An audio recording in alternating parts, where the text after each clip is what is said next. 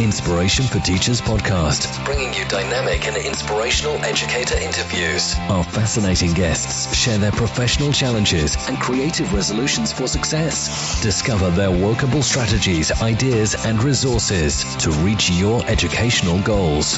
And now your host, Kelly Long. Welcome to another episode of Inspiration for Teachers. I'm so pleased that you've joined us on the show today, and I'm very excited to introduce my next guest. We have an innovative educator on the show with us today in Richard Gerver. Richard is an educator, advisor to the UK government, and author of Change, Learn to Love It, Learn to Lead. Richard, I've given our listeners a little bit of an introduction as to who you are, and many of them will know your name and know of your background. But for those people that are new to the show, could you just give them a bit more explanation as to who you are and what you've done in education, please? Yes, sure, Kelly. I started teaching in 1993 as a primary school teacher, became a head teacher at the end of 2001, and took on a failing primary school in Long Eaton on the borders between Derby and Nottingham. Yes, I know it well. I had a fantastic team who really deserve all the praise that I've spent my life since gleaning. So I have to put that into context straight away. But we did some pretty innovative stuff, I think, that transformed the fortunes of the school. And 18 months after being named on the then government's Phoenix list, I don't know how many of your listeners or you will remember the Phoenix list, but under the last government, they had a program where if a school was habitually difficult to shift, they would eventually sack everybody, the governors, the staff, shut the school down, rebrand the school, restaff the school, give the school a new name, a new uniform, and reopen it. And we were infamously on that list. And I'm glad to say that that never happened. And in fact, 18 months after we started the programs and developments we ran, the school won the UNESCO World Education Awards. So a pretty phenomenal team of staff and kids, really. And that took me all the way through to late 2007. And since that time, I've spent my life writing a couple of books and traveling around the world shooting my mouth off to anyone that wants to listen. And people do listen, and that's why I'm so grateful that you're on the show with us today. And we're going to delve into some of those challenges that you've experienced and take away some knowledge from you so that we can help other people in our profession and support them in similar challenging circumstances. But before we go there, Richard, what I like to do on the show is give our listeners some immediate knowledge. And I've been asking my most recent guests a theme, and I'm really trying to get to the heart of what teaching and learning is all about. In your opinion, what do you think the most powerful tool or strategy a teacher has in their toolkit to aid learning?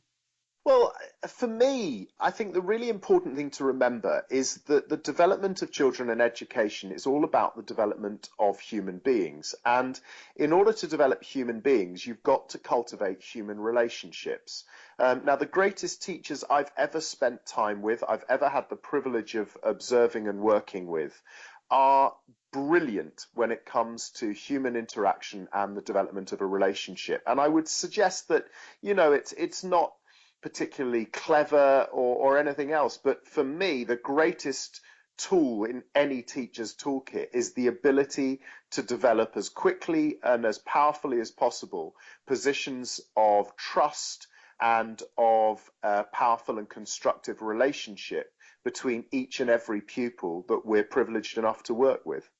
I was talking to another guest on our podcast, and it was James Sturdivant, and he was saying that he was, in his 30 years of teaching, he was completely shocked that we don't really explore the fact that we're in this profession of helping people learn and that it's all about relationships. And he said that he has never been to a training session delivered by any professional where they were talking about how do you nurture that relationship between the adults and the child. And I think he's hit on something. I think that's a big problem.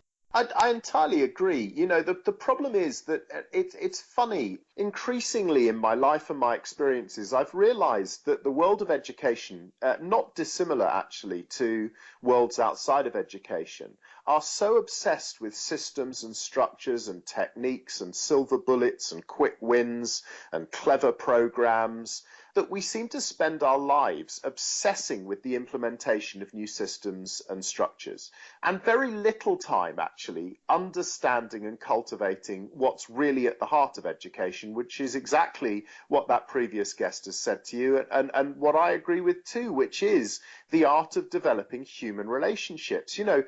It isn't, and I hate the cliche, but it isn't rocket science. The greatest teachers are, without a shadow of a doubt, universally the most emotionally intelligent people you'll come across. And for me, it's definitely overlooked. It's definitely overlooked in government policy. It's overlooked in teacher training. It's overlooked sometimes in professional and performance management. So, yeah, I agree entirely.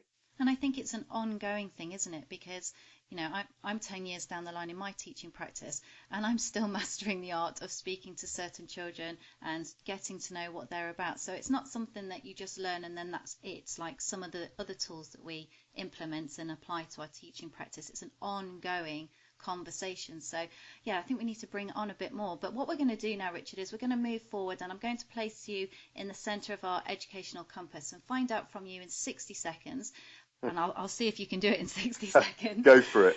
What excites you about the teaching profession, and also what you'd most like to change and why? Well, I mean, for me, what excites me most about the teaching profession is what's always excited me as an educator, that ability to help young people develop aspirations and values, to see the light switch on in a young person, to see their sense of empowerment, to see their belief in themselves flourish and the things they're interested in. That flashed smile from a student when they suddenly grasp a concept or they gain the confidence to try something new, for me is invaluable. It's impossible to measure. In terms of what I believe I would most like to shift, it is the political control of education, which has led to so many short-term changes and developments in the system, and also a disenfranchisement of the professionals running education.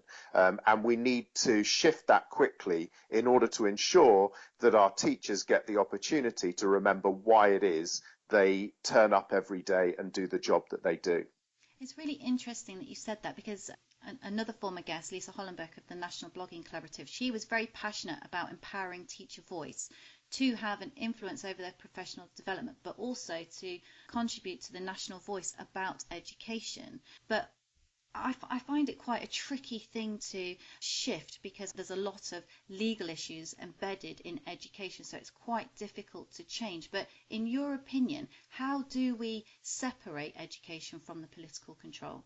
Well, I think there are a number of things we need to understand. First of all, that actually the political control has less influence than I think we give it credit for. And as a profession, we tend to always see the restrictions and constrictions in our process and practice. And that actually great educators, great schools under great leadership have always had the opportunity to mold and develop great teaching and learning. And I think that's still the case today. So the first thing for me is that we have to glean a greater level of self-confidence as a profession. We tend to be very down on ourselves, I think, as education professionals. And we need to remind ourselves sometimes that every year when the Ipsos Mori polling organisation produced their trust index, over the last 11 years of the Trust Index's publication, teachers have always come second in the Public Trust Index, second only to doctors. So we are hugely regarded and hugely trusted. One of the things we need to be better at, I think, is speaking with a confident professional voice. If there's anything that frustrates me about our profession, and particularly about the unions who, I'm not going to get embroiled in that debate now, are that we tend to be very good at telling people what we don't like about the job that we do and the jobs that we're asked to do, rather than putting forward a powerful vision for what we think it could be. So I think we need to be better at joining a constructive element to the debate around the future of education. And listen, at the end of the day, when people are still obsessing about countries like Finland, the one thing, of course, that Finland has in its favour is that for the last 12 years, politicians have stepped back and allowed the profession to lead itself. And I think that's a model that we need to be shouting about more and taking more active responsibility for if we're going to drive things forward. I couldn't agree with you more, and I think so many people out there do want to see change happen, but they're not quite sure about how to go about doing it. So I think leading the way, Richard, like you're doing, I salute you and applaud you, because I think we really need to see that shift. But what we're going to do is we're going to explore some more thought-provoking ideas on the show, and we're going to look at your challenge, and we're going to break it down for our listeners so that they can digest your experience and apply it to their own teaching spheres or their own teaching practice or their own school. But before we do, I'd just like to remind our listeners that you can find all of Richard's resources on our webpage at inspirationforteachers.com. So just moving on and moving forward now, on the show, Richard, what I like to do is I like to explore your specific educational challenge, and I'd like you to start off by painting a picture for us as to what that was, and then we'll dive into what solutions you encountered so that we can help our listeners out. Is that okay with you? Yeah, absolutely. The challenge that I had really was taking over the school in Long Eaton that I did, was arriving into an environment where there are a lot of very disenfranchised teachers. Now, of course, this is not uncommon to a lot of people in our profession, and I should imagine to a number of your listeners. A lot of teachers feel disempowered. They feel that they came into the profession with a great deal of enthusiasm, a great vision, a great passion. But after years of intervention, of results-driven processes, of results-driven performance management systems, of continuous change of structure and curriculum and system, a lot of those people start to lose that passion and belief, which leads, teachers into a variety of responses. Some become quite angry, some become quite withdrawn, some turn up every day and consign themselves to believe that they're just going to get through each day and do their job the best they can, and come out unscathed. But the one thing that goes is the passion, and that was very much the case at Grange. There were a lot of fantastically experienced teachers in my school, many of whom had been in the school for well over 20. In fact, the 3 senior members of my leadership team had been in the school for over 100 years between them. So, this was a group of people with a vast array of experience. And one of my personal beliefs about teaching is nobody chooses to go into teaching to deliberately screw up kids' lives. And nobody goes into teaching, waking up every morning, really wanting to go into school and do a bad job. So for me at Grange, the greatest challenge was how to restore that sense of passion and belief and professional empowerment in my colleagues. And I remember very clearly the first day in the job. I walked into a staff meeting with over 100 people, all sat there waiting for the new head to open his mouth, and I think some waiting for me to put my foot in it. They'd had 8 head teachers in the previous 10 years, so they were pretty used to this scenario. And I suppose they were waiting for me to go in and pass the latest doctrine of new ideas from the new head teacher down onto them, with possibly the caveat of, if you don't do what I tell you, then we'll start all kinds of threats and disciplinary procedures. And I remember walking into that room and deciding that I wasn't going to do that. And actually what I wanted was to open out a professional conversation. And now this may seem daft to you, and certainly in hindsight to me, sometimes it makes me giggle. But I stood in front of those people and I asked them a very simple question. And the question I asked them was, why is our school not as exciting as Disneyland? Let me tell you something, Kelly.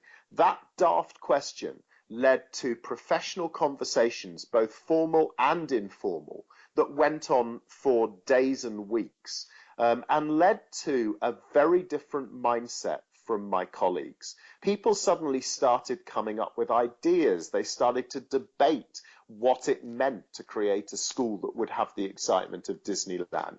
But what it did more than anything else was create an open-ended opportunity for people to use their professionalism and experience to discuss something that they felt they had control over. So you've managed to reinvigorate that passion that was lacking in the school, but that's one thing to kind of ignite the conversation and to get people excited. How do you then capture that enthusiasm and bring about quite a radical change in a school? Well, the next thing is to build a real clarity of a shared vision. One of the things that's very interesting as I travel around the world and work across a number of sectors now, is by far the number one reason for job dissatisfaction in almost every sector is the inability of an organization to articulate its vision and to put it into action. And I think that's very true in a lot of scenarios that some of our colleagues will find themselves in.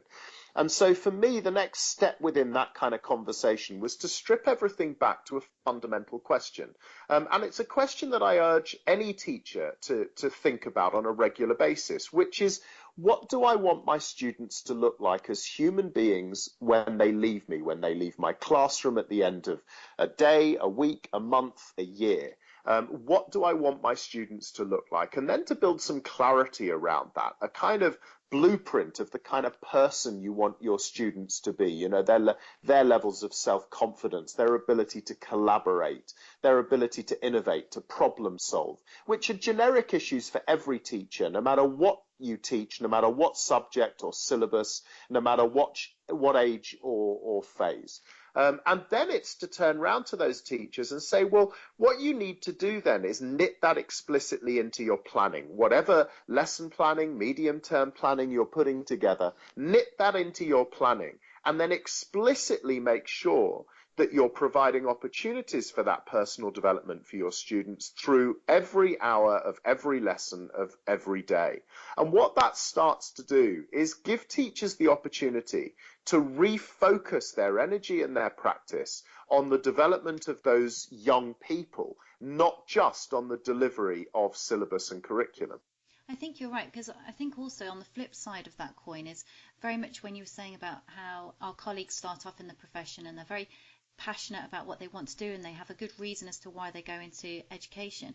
But I also think that perhaps they need to have their own blueprint and their own vision as teachers as to what they want to be, because I think quite quickly what can happen when you come into the profession is that can be crushed out of you, and then you start doing all of those things like you said, like teaching the specification as exactly and as restrained as it tells you to teach it. And I think that's how the passion kind of gets a bit quashed.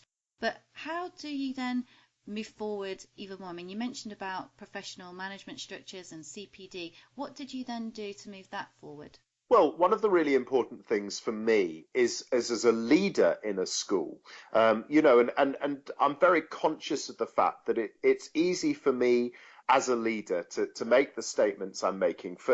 There will be a frustration, I'm sure, amongst some of your listeners who, as young teachers, as teachers in large schools, feel they have very little opportunity to influence that leadership because, let's be honest, leadership in schools is absolutely vital. It's the leader or the leaders that set the tone and create the right environment for teachers to thrive. But that doesn't mean that when you're in your classroom with your students, you can't control your own agenda. And I think it's very important, as you said, for teachers to be very clear about their own brand. What do they want to be? What kind of teachers do they want to be? What do their lessons want to feel like? And for me there, the really important thing is no matter what you're being asked to deliver, the one thing you can be very clear about is the way you deliver it. And I think if you can focus unapologetically on making sure that all the learning that takes place in your class environment is both rich in experience and context, it gives you a very creative and challenging task to design learning that works that way, but also it's immensely rewarding. And I think the really important thing for every teacher is to constantly remind themselves that they are a professional and they have more control and more power than often they perceive that they do. So with a teacher that's looking to move their professional development forward and maybe want to, reinvigorate part of what they've lost somehow, how did you in your school look at creating a program where teachers really benefited? Because I have been on professional development days, and I've sat there going, are you kidding me? I can't believe we've paid all this money and I'm sat here being spoken to. I mean, I sit there and create engaging lessons for my students, and I wonder why, as professional development companies, can't do this for teachers. We need that investment. So how did you do it for your school? You're absolutely right. And there's a number of contentious things I'd say.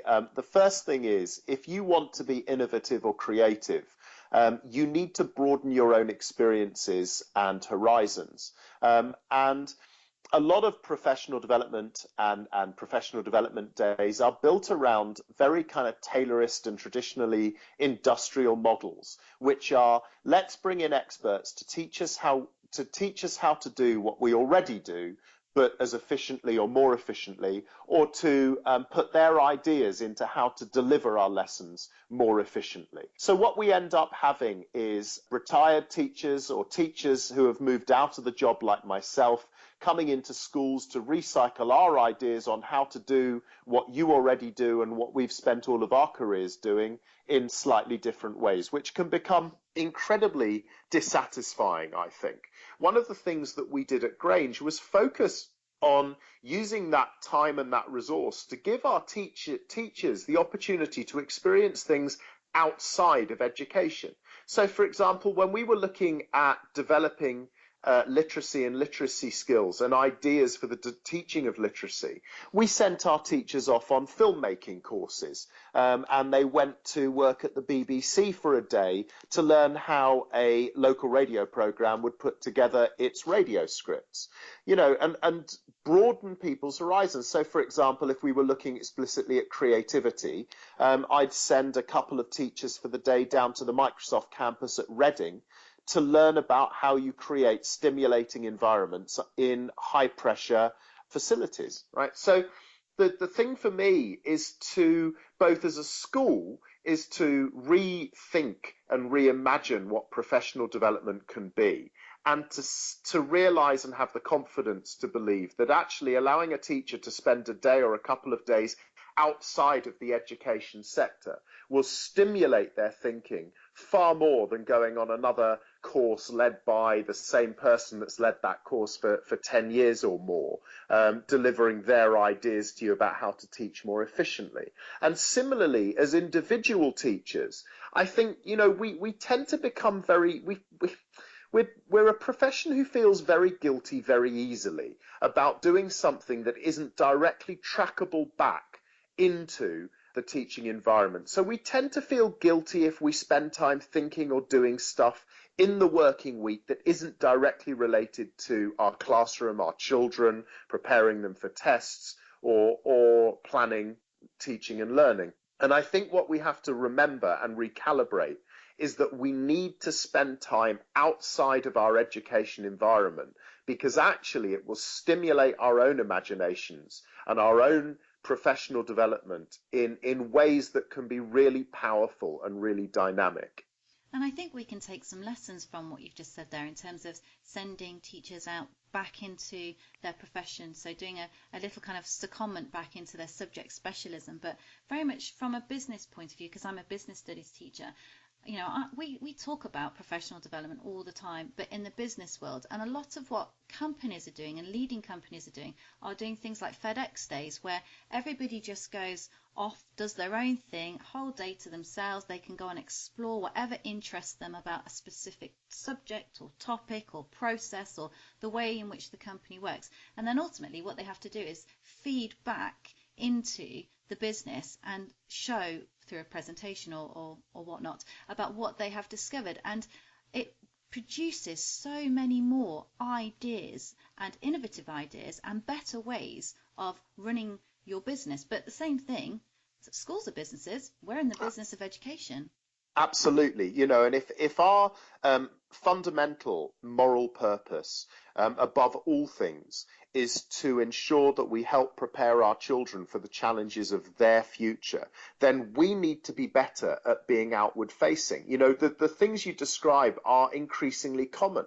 Pixar, for example, have their own university model to ensure that their employees spend time during their working week outside of the organization, studying things of interest that have got nothing to do with their job description. Google do something similar with their 20% time. You see the super chef Ferran Adria, for example, bringing together people from diverse backgrounds to help him stimulate his imagination when he's thinking about future innovations in the culinary arts. And yeah, I absolutely feel very strongly that teachers need to be given time and space outside of the classroom, outside of the school, and outside of the education environment, because what we can experience and learn from those opportunities are profound when we go back into our professional space. So what would you say, Richard, in terms of, we've talked about CPD and how we can support the teachers, and then hopefully that feeds back well into supporting our Disneyland school, which sounds totally awesome.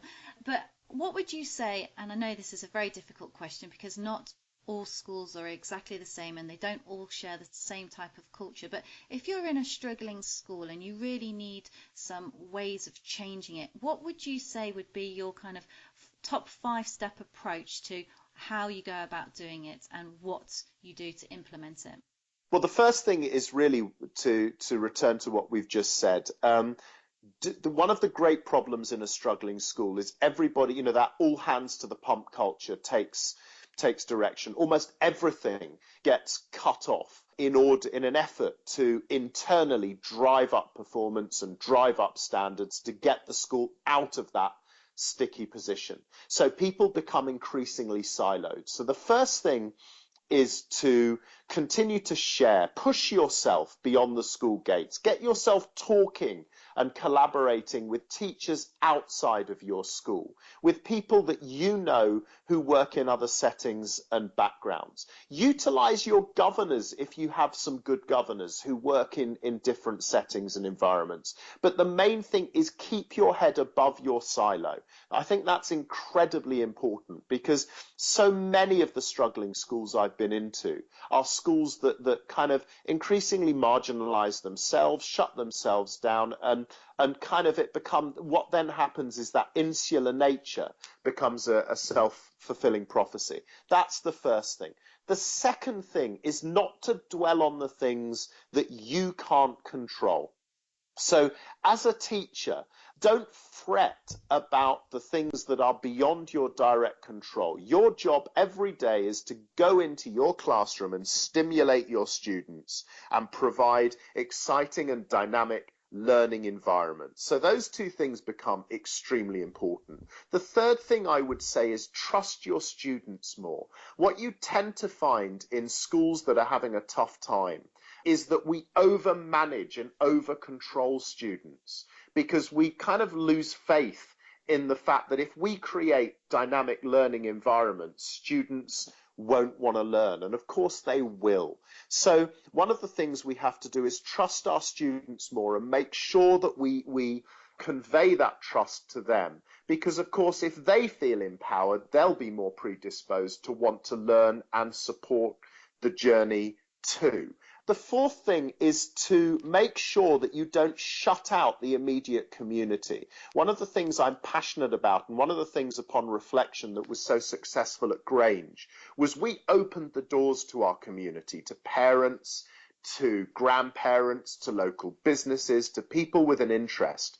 And we sucked them in and got them involved in our education and the school's processes and development. That layer of honesty and shared vision creates, again, another dynamic, and there's nothing better than that to get the tangible support of your community. You know, there's that wonderful old African proverb, it takes a village to raise a child.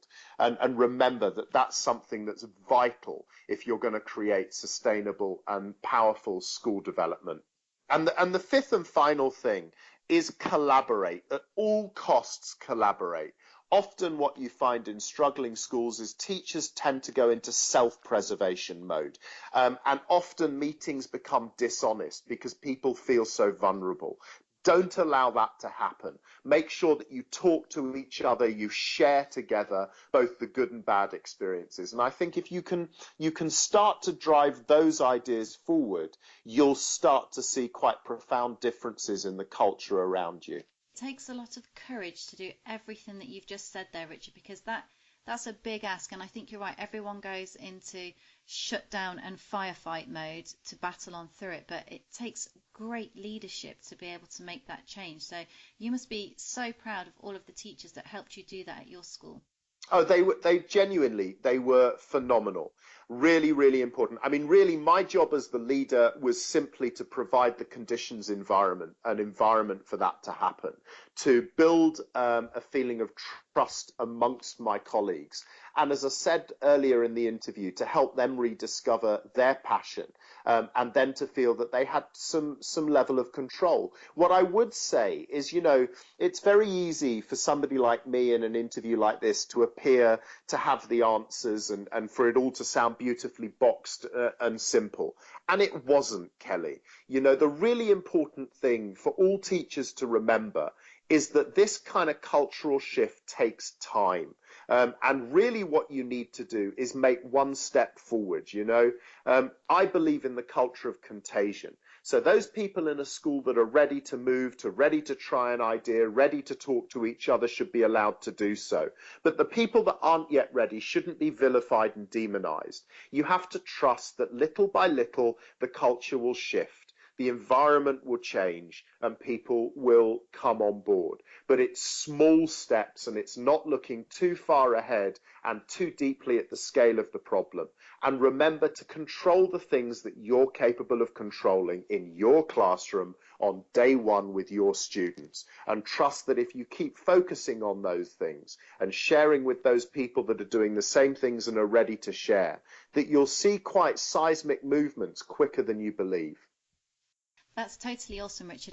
But we're going to just dive into our inspiration round now, and it's our quick fire round and an opportunity to explore more of your experience and more of your knowledge so that we can add some more value. Yeah, absolutely.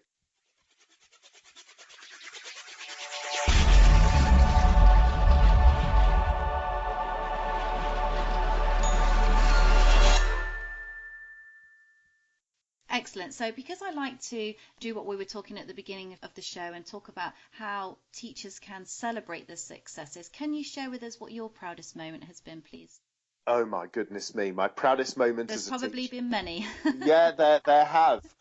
As part of our process, we set up a university in our school. So our kids didn't come to school on a Friday, they came to university. And that was the perfect execution of us bringing the community together, because what we used to do on a Friday would be kids could self-select from a whole range of courses run by a whole range of people that they could just dive into if it was something that interested them. And I will never forget the first Friday university. I was walking around the school to check that everything was running okay, that the logistics were working, that the kids were happy, that all of the adult volunteers that were taking part were happy too. And I've got to tell you, Kelly, and I'm not frightened to admit this, I was crying because the power of the positive learning environment that I was kind of experiencing was truly extraordinary. And I suppose it was that moment that I realized the sheer joy and potency of what it meant to be a head teacher. So I'm kind of trying to think about how I can view that through my lens and what I've experienced. So was it a bit like Enterprise Day, or was it more so that you invited outside specialists into the school? Was it to talk about a specific topic, or was it to actually deliver content on this is how you do gaming, or this is how you do beauty therapy? That's exactly right. It's the second option. What we would do would, first of all, our teachers on a Friday, and imagine how freeing this is for a teacher to turn around and say, on a Friday, you're not constrained by traditional timetables or your subject area. What you're going to do is design a 6-week course, which is an hour long each week, so 6-hour course, or an experience that you want to share with students that you're just personally passionate about.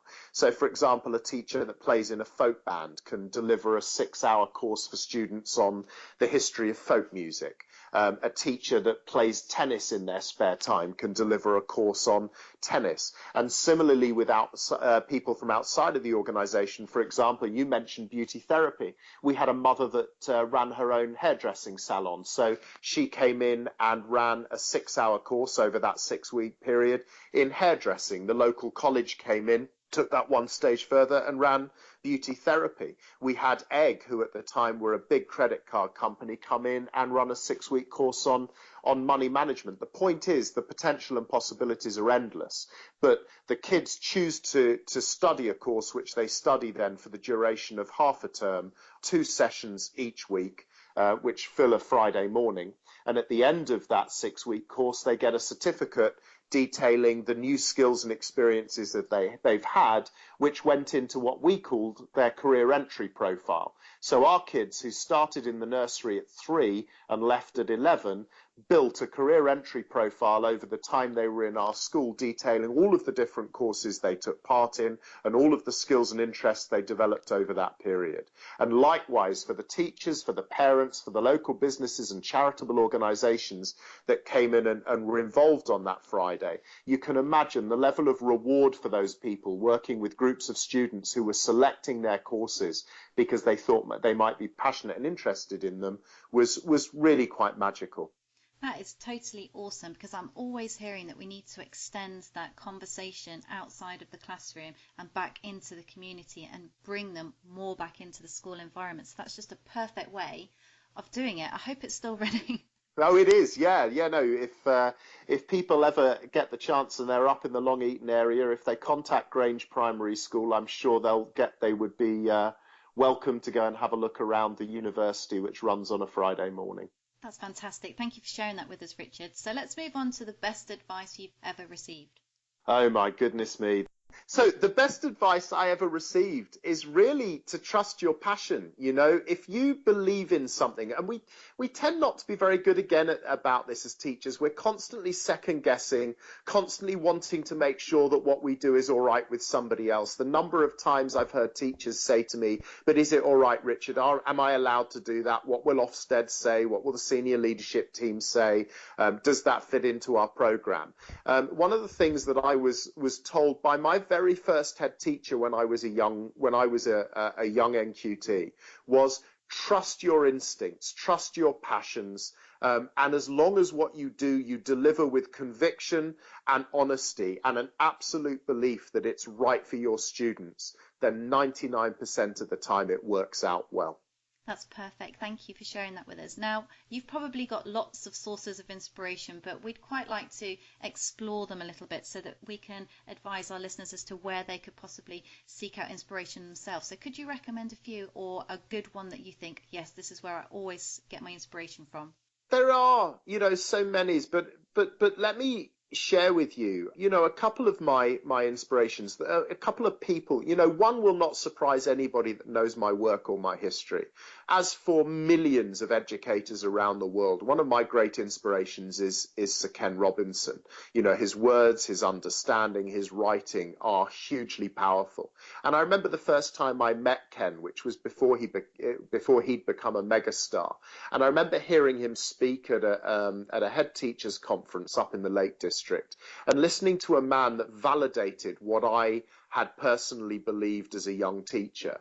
And I think that's incredibly powerful. So make sure that you're constantly looking for those sources, those voices, and when you find one or more that really inspire you, keep track of them, read everything that they produce, follow them on Twitter, use social networks, share those opinions with each other. That can be incredibly important.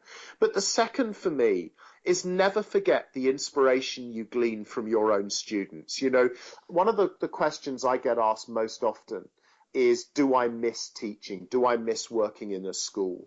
And the answer is mixed. But one of the things I miss more than anything else is the energy and inspiration I used to derive from my students. I now have a saying, that I think on reflection, I learned far more from the students I taught than ever I taught them.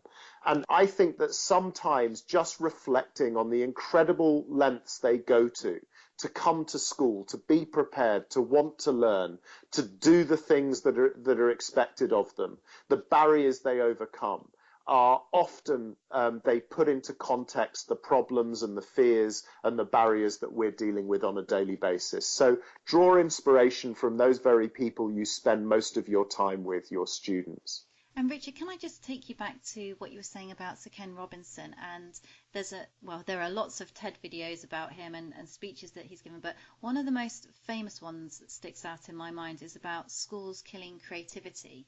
Yeah. And I just would like to explore that a little bit with you, because this is probably me playing devil's advocate and being a bit controversial, but do you agree with what he said about schools killing creativity? Or is that a wider conversation about why creativity is kind of quashed in our education system? Yeah, I think, the headline of that speech is very different from the content of that speech.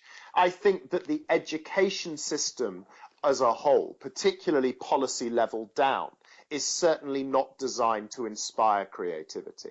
Let me put it to you another way. When we're born, we are born unbelievably creative. We're born unbelievably curious. And, for me, by the way, creativity and learning are almost inextricably linked. And sandwiched in there, of course, is profound curiosity.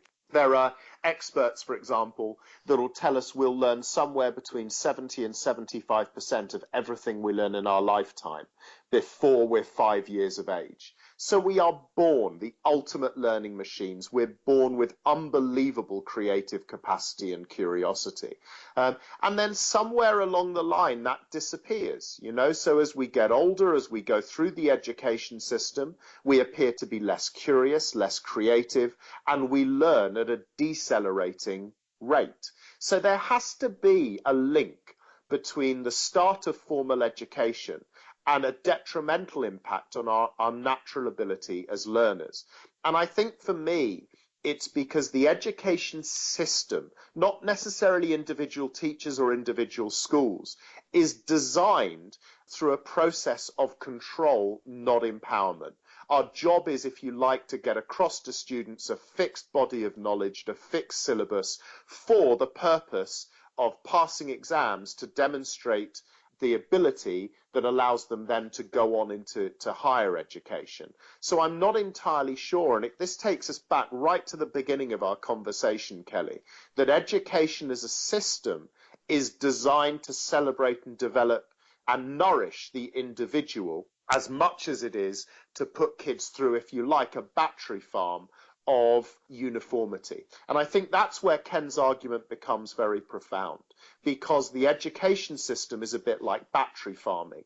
And actually maybe what we need to do is view education more like organic farmers and nurture and develop each individual student more and allow them to flourish in their own direction, rather than believing we have to instill exactly the same experiences in every child until they're 18. And then at 18, if they're lucky, they might get the opportunity to celebrate their individuality.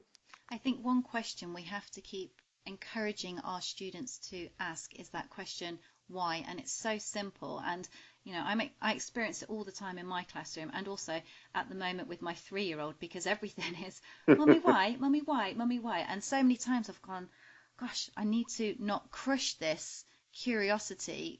If I can't answer the question, then I need to teach her the skills to go and find it out for herself. And I think you're right. I think syllabuses and the way in which it's structured can quite often crush that natural curiosity. So thank you so much for re-clarifying that and putting us straight on that one then. So what we're going to do is we're going to move forward, Richard, because we love learning and we want to get some more knowledge from you. So can you share with us a educational habit or a leadership habit that works for you time and again that you could share with us and might benefit us in our classrooms? The thing for me is going back, actually. It's kind of summarizing a number of things that we've spoken about already. It's giving yourself personal space for time and reflection. I think this is hugely important and something we don't do enough. Again, we're a profession which feels that in order to prove our value and how passionate we are, we have to show how many hours we're sacrificing, if for want of a better term, to the job, how many hours we spend marking, how many hours we spend planning, how many hours we give up of our own personal lives in order to do the job that we care about. And for me, the greatest gift is that ability to sit, to reflect, however you might do it, whether it's putting some music on, whether it's going for a walk, whether it's, whether it's reading, whatever it is, we have to feel less guilty about using our own personal space and time to reflect. Because in my experience, the more I've had time to do that, the more passionate I've become, the more skilled I've become, and the more capable I've been to do the job that I'm asked to do. Something that pinged right into my head as you were saying that, Richard, is the question of time. Mm-hmm. So a lot of teachers are under pressure, and there's always, I haven't got time to do this, or I haven't got time to investigate that. So what would you say to them about that issue of time? How do they invest the time in themselves to carry out that professional development? Well, it's a really hard one. We live in a culture where there is so much demand on teachers now, more than ever before, in terms of level of planning, the detail of assessment and tracking. But the really important thing is to build a routine for yourself and to be very disciplined about not crossing those lines. I mean, I remember for me it was quite easy, because when I started teaching, I actually started teaching in the same school as my wife. It was luck rather than judgment. So for 5 years we were working together. Now, of course, the really easy thing to slip into, the bad habit to have slipped into there, would have been to stay at school until 5:30, 6 o'clock in the evening, spend the entire journey home talking about school, getting through the front door, cooking a meal together and spending the entire evening talking about school, going to bed, waking up the next morning and starting again. And it was a habit we built, I think, for the benefit of our own relationship more than anything else, which was that we were allowed to talk about school in the car on the journey home, but the minute we crossed the threshold, school didn't exist anymore. And if work hadn't have been done by that time, we had to build habits to allow ourselves to have that time for space together. And I think it's a very important, very difficult skill. And it's also something that I think experienced teachers gain confidence to be able to do, which is to gain the discipline to say, that's enough. If it hasn't been done by now, it can wait and be done another time. And also the realization that I think you are far more likely to become a far better teacher by giving yourself space and time than you are by taking every hour that God sends to work outside of the classroom. I think you're right, because Jason Borton in his episode said game time is when you're in the classroom and helping children to learn. And if you're exhausted because you've been up all night marking, or you're battling your way into school, fighting a cold because you're just been throwing yourself and slaughtering yourself under the pressures that we put on ourselves, then that's no good to anyone. So you need to have that free time and that space. So thank you for sharing that with us, Richard. But now we're going to jump on to our last question, and that's a resource that you could share with our listeners. Now, that could be internet, it could be a book, it could be anything that you think would add value to their daily practice. Well, my guess is that I'm already preaching to the converted here, Kelly, because my guess is that the majority of teachers and colleagues that would tune in and listen to your podcast will already work in this way. But it does amaze me, actually, how few teachers have really switched on to the power of Twitter. For me, it's the most extraordinary resource. As I've said a couple of times in our interview already, the greatest and most dynamic way to develop as a teacher and as a school is through collaboration. That's proved year on year through the OECD's own research into what makes dynamic education. What's clear time after time, for example, from their reports, is that collaborative education systems are far more successful than systems which are set against one another. There is no evidence that those school systems work or are dynamic. So collaboration is crucial. There is some extraordinary stuff going on Twitter, sharing of resources, sharing of ideas across schools, across counties, across countries. And I think that Twitter is the most brilliant untapped resource for teachers everywhere. And it's very interesting because I remember visiting Sweden for the first time maybe about 6 or 7 years ago. And Sweden has had one of the most mature approaches to using Twitter as a collaborative tool for education longer than any other country. But I'm excited and pleased now that we're catching up. And I urge every teacher, if they're not on Twitter, to get on Twitter, to start following people in and around education, and logging on regularly, because I think it's the most mind-blowing tool for collaborative development. It's totally awesome, and we have a lot of listeners that have tuned into the show via our communications over Twitter, and it is one way that's helped to make this show global. I mean, it goes out all around the world. So I totally agree with you. People need to get onto Twitter, even if they're just following hashtags and not actually engaging in the conversation. You'll learn so much. So thank you for sharing that with us, Richard.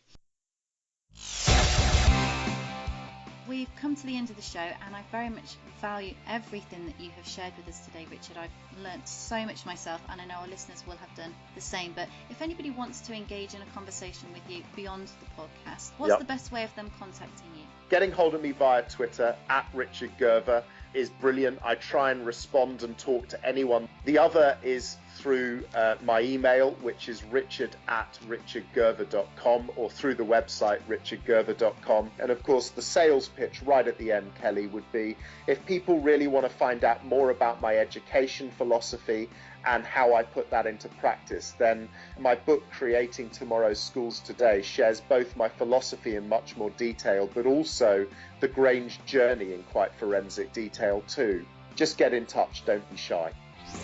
Thank you for joining us today on Inspiration for Teachers. For more resources, tips and advice, visit our website, inspirationforteachers.com. If you enjoyed today's episode, we would love to connect with you. Just click like on our Facebook page at facebook.com/inspirationforteachers.